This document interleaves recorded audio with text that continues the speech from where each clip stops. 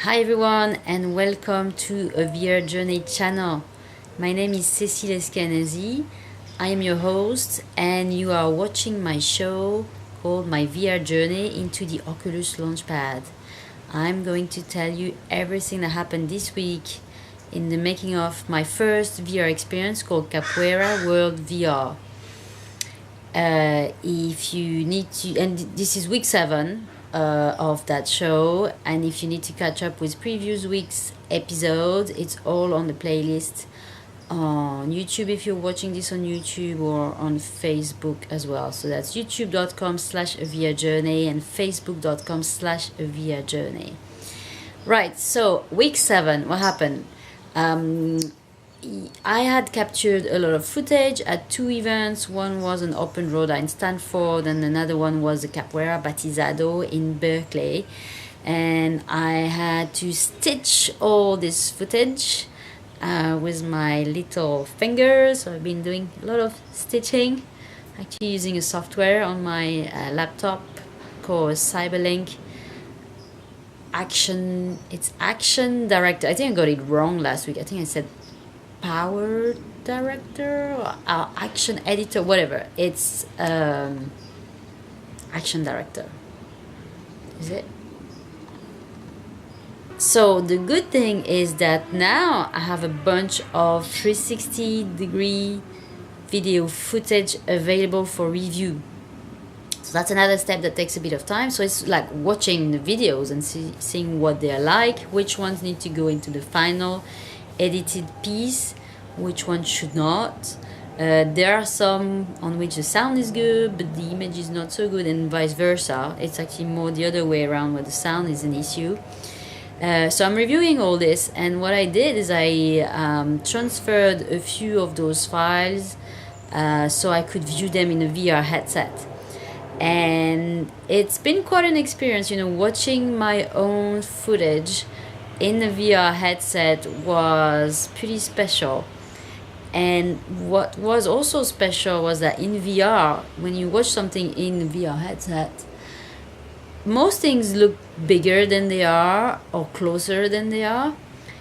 And so I could see myself. I was watching what was going on set, and the set was a Capoeira Roda. So I could see people playing capoeira in front of me, and they appeared like they were like really almost stepping onto my feet. And then I would look around and I would see myself, but like a bigger version of myself, like a massive version of myself. So that was quite funny and quite special. So to share this with you, I wanted to capture that. And the Samsung Gear VR, which I've been using to watch those videos, has a feature to capture video from what we see in VR.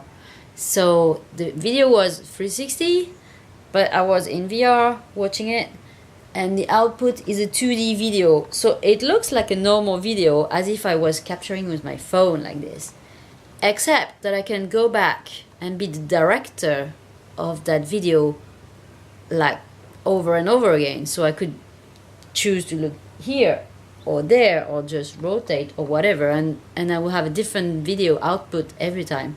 So I have shared this video on YouTube and Facebook as well. The link will be in the description. You can watch this if you haven't done it. It's a bit disappointing for me to share this video because it doesn't really convey what the experience is like, really. So it doesn't really look as big as impressive and close as what I saw in VR. It just looks like a normal video. Also, the Oculus screen capture feature does not offer the ability to capture sound. There's a complex mechanism to capture sound, but it's like I need a workaround with some cables and some device that I don't have. So that video doesn't have sound, but the actual video has a like really loud capoeira sound, like really good. So you're missing that. So I would encourage you to have a look, but it does not really give it justice. So it's not going to be what the experience will be like.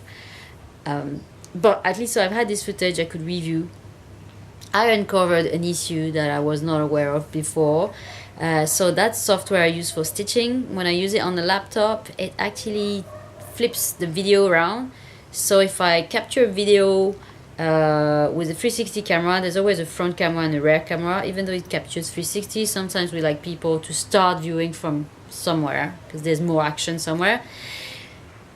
And it flips the video so that actually the viewer starts looking through the rear camera. So it's like, you know, starting looking at a radar with a radar in your back, which is pretty bad. So I'll have to flip them back. I will do that in post-production. There's a couple of ways to do that. My fellow Oculus Launch Padder have helped me figure out how to do that. So I will need to decide which option I follow, but that's okay. For some reason, it's an issue that is not a problem actually on the phone. If you stitch on your phone, it does not flip the video. That's very weird, but that's the way it is. So, talking about post-production, another thing I've done this week was to install Adobe Premiere Pro CC, which is one of the reference editing software that people use to edit 360-degree video or VR videos. And I have been meaning to learn how it works for a while, so that's my perfect opportunity. So I'm a complete beginner with this tool. I've been using very basic video editors so far, so there's a pretty steep learning curve. I've started, so I've followed a few tutorials. Adobe offers a lot of free tutorials, so I've followed those. And I have even edited my first video using Adobe Premiere Pro CC, and that video is the one I mentioned, is the capture of the first view I had in the headset of the 360 video I captured. And I had to edit it because the flow was broken. So actually in the Oculus software, when you use the screen capture, it stops recording whenever you switch app. So I started recording in the menu, picking that app for viewing, and then it stopped, so I had to restart. So basically I couldn't have it in one flow that I could just post. So I had to edit that a little bit, and then I added titles. So I've done some basic trimming and adding titles, but so that's my first video with Premiere Pro, and I want to learn to do more with flatty videos, what I call flatty videos. They're like the normal 2D videos. I want to be more comfortable with those videos before I start editing the 360 videos, because they're slightly more complex, so I need to get to maybe a decent level of comfort with the tool. I'm using my normal laptop, which is not really a video specific laptop, so the screen is kind of small. It makes it a little bit difficult. It's doable, and I will stick to it, I think, for now. When I can afford to upgrade, that would be a good bonus for me to have a bigger screen and more capacity on my laptop. Right, so on top of Adobe Premiere Pro CC, another tool I want to get is actually in the form of plugins that work with Adobe Premiere Pro. They are called Skybox from a company called Metal, and the Skybox plugins have been acquired by Adobe end of June, on June 21st. And the good thing is that now Adobe users can get those plugins for free. Now it's only paying subscribers to Adobe's cloud, and they have to make a request. I put the link to make the request in the description. You have to make a request, send an email, and it might take a week for them to come back. So for now, I haven't got my Metal Skybox plugins yet. But first of all, I'm on the free trial. It's a 7-day trial only with Premiere Pro. So I need to get on the paid subscription to be eligible. And then it might take a week to send it to me. But I would like to use that also for my experience. Apparently, it's pretty good to edit VR content, 360 VR video content, particularly for things like titles, transitions, and effects. So that's another thing that I will use. Right, the final thing I wanted to mention is that I've been brushing up on my skills. So on top of learning Adobe Premiere Pro, I've been watching a free course. It's a free course on Udemy. I'll put the link again in the description if you want some free course on cinematic VR. It's a crash course to cinematic VR to learn how to create 360 VR films. Now, I've only watched the first couple of sections. There's a lot of things I already know, because this is kind of I'm no longer a complete beginner, but I'm not yet at the level where I know everything that's in that course. So I think I will keep watching, and I hope that there will be a few good pointers for me in that course. If you're an advanced user, I don't really recommend that course, but if you're like me, or if you're a beginner, if you're like, you know, halfway through a project but not really quite sure exactly how you bring it to completion, then there might be some interesting things for you, and it's free, so you might want to give it a go. Right, so I think that's all I have to report this week. Let me think.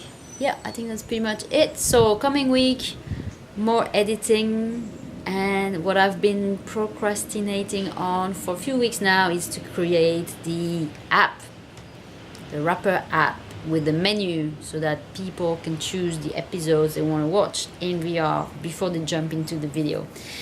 I will do that in Unity. I think this week I really have to do it, so no more procrastinating. Hopefully that should be my top priority this week.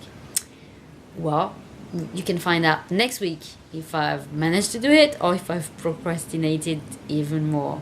Let's see. If you want to know when the next week episode is released, you can subscribe for free. Hit the subscribe button somewhere here or there or here.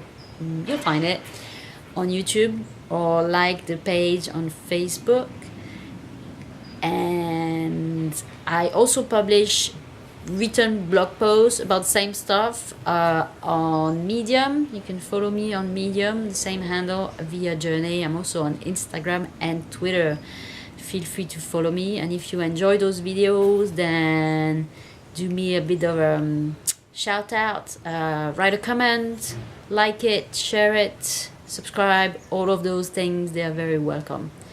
Thank you so much for watching, guys, and see you next week. Bye.